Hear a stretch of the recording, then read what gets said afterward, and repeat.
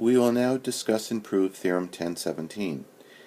Theorem 1017 states, if a secant segment and a tangent segment share an endpoint outside a circle, and here you see we have a tangent segment AE and a secant segment ED, which do share a point E outside the circle, then the product of the length of the secant segment and the length of its external segment equals the square of the length of the tangent segment.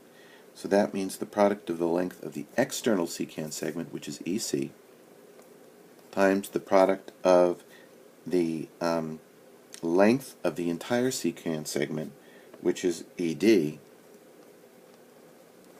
equals the length of the tangent segment, which is AE squared. So that is the statement of Theorem 1017. So now let's go along and prove it. To start the proof, we do similar things that we've done in the past. We will draw a couple of chords in. We'll draw the chord AC. I will draw the chord AD. By doing so, we actually are creating two similar triangles.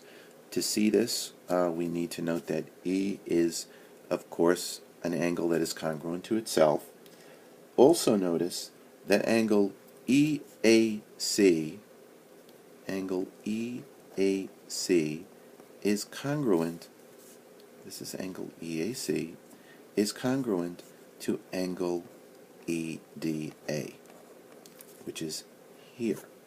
To see that these two are congruent, one needs to recognize that angle D is an inscribed angle that intercepts arc AC. So therefore, angle D is 1/2 the measure of arc AC.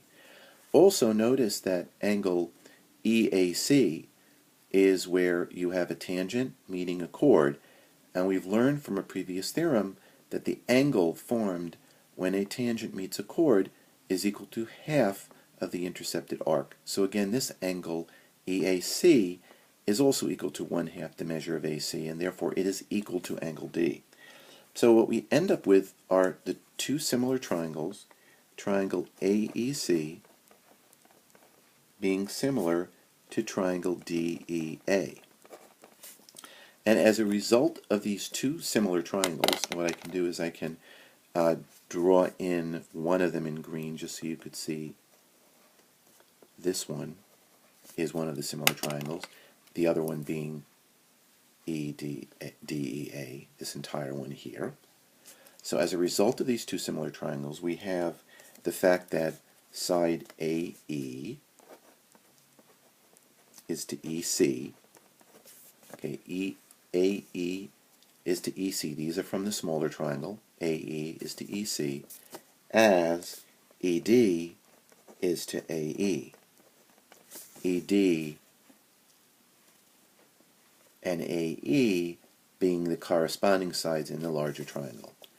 When we cross multiply, we get AE squared, or AE times AE, equals EC times ED.